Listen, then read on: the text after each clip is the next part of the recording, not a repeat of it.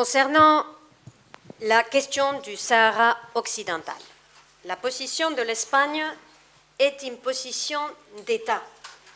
C'est une position qui ne change pas avec un changement du gouvernement, c'est une position qui ne change pas avec une coalition du gouvernement, ça ne change pas quand il y a deux partis, un parti, trois partis, c'est une position d'État. C'est une position donc qui n'a pas changé. L'Espagne défend la centralité des Nations Unies, l'Espagne soutient les efforts du secrétaire général des Nations Unies, M. Guterres, qui, on sait, prête une attention particulière à cette question. L'Espagne soutient les efforts de l'envoyé spécial du secrétaire général pour aboutir à une solution politique dans le cadre des résolutions pertinentes du Conseil de sécurité.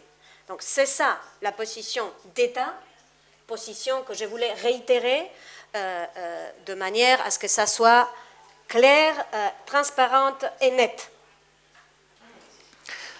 En délimitant ces espaces maritimes, le Maroc a exercé un droit souverain qui lui est garanti par les conventions internationales et notamment la Convention sur le droit de la mer. L'Espagne l'a déjà fait à travers des législations nationales. Le Maroc a considéré que c'était son droit de l'Espagne de le faire à travers plusieurs textes, dont les derniers étaient en 2010.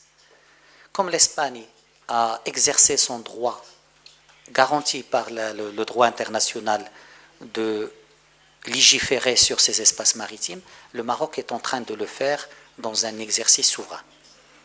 Mais en même temps, comme l'Espagne, le Maroc considère que la délimitation peut aboutir à des chevauchements entre le Maroc et l'Espagne. Ces chevauchements, le droit international prévoit déjà le dialogue comme seul moyen de les régler. Et le Maroc, qui a le dialogue dans son ADN diplomatique, utilisera toujours le dialogue, il l'a dit dès le départ. Et donc c'est le dialogue qui sera la base de règlement de tout chevauchement, comme le prévoit le droit international, comme le prévoit la pratique internationale dans d'autres régions du monde. Ceci étant, le Maroc refuse qu'on lui impose un fait accompli unilatéral et se refuse de l'imposer aux autres. Et ça, c'est un principe également clair. Donc notre référence sur le droit international, le droit de la mer, ce sont nos droits souverains et c'est notre volonté de dialogue. Cette volonté est renforcée par le partenariat particulier que nous avons avec notre voisin espagnol et qui nous renforce dans cet état d'esprit qu'entre le Maroc et l'Espagne, le dialogue est un élément clé pour trouver des solutions à tous nos problèmes. Le dialogue est un principe agréé. Maintenant, il faut qu'on réfléchisse ensemble comment le décliner en mécanisme opérationnel pour que ce que certains présentent comme un problème, comme un différend, peut devenir un atout de notre relation bilatérale à travers des solutions qui renforcent notre partenariat qui est déjà très solide. Yo quiero agradecerle, perdone que tome la palabra nuevamente, quiero agradecer. Je suis désolé de reprendre la parole, mais je souhaiterais remercier le ministre de l'État pour ces mots très rassurants pour ceux qui ont des doutes sur les problèmes que pourraient créer les délimitations maritimes du Maroc. Donc cela va rassurer nos citoyens, les citoyennes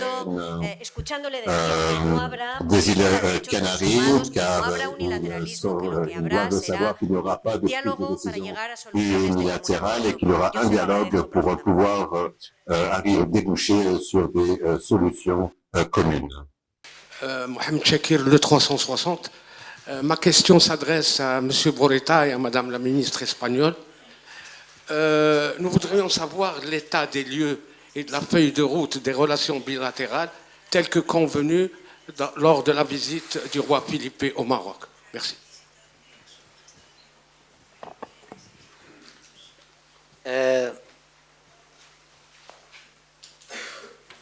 سبق وقلت بأن الزيارة كانت مناسبة للتوقيع على واحد الوثيقة اللي هي وثيقة الشراكة الاستراتيجية بين البلدين. وهذه الوثيقة هذه كتحدد ما هو أفق العلاقة الثنائية، سواء في المجال السياسي، في المجال الأمني، في المجال الاقتصادي، في المجال الثقافي وغيرها. اليوم يعني كنا كنتظروا يعني الإعلان عن الحكومة الإسبانية، واليوم كنظن بأننا عندنا كل الظروف مواتية باش أننا نبداو تفعيل هاد الوثيقة هذه اللي كتحدث على مجلس استراتيجي مغربي إسباني، كتحدث على آليات لتعزيز العلاقة الاقتصادية، وكتحدث على ميكانيزمات لتعزيز الحوار الثقافي والإنساني، وحتى صورة البلدين لدى الرأي العام في البلدين معا. الآن إذن فإحنا ما يعني عندنا أرضية، اليوم ما هو مطلوب هو أننا ننفذوها وأننا نطبقوها وأننا نشوفوا النتائج ديالها.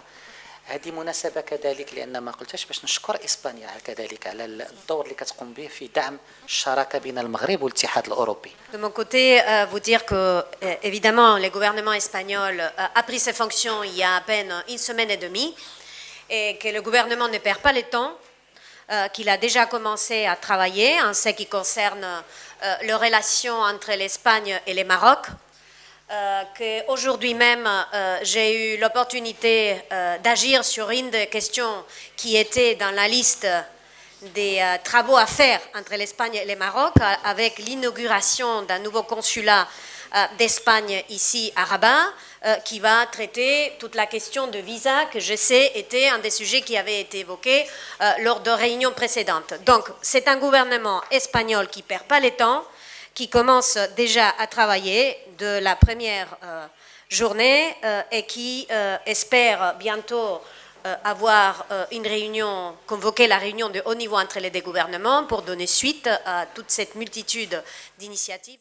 Comme je l'ai dit, considère l'Espagne comme notre partenaire stratégique naturel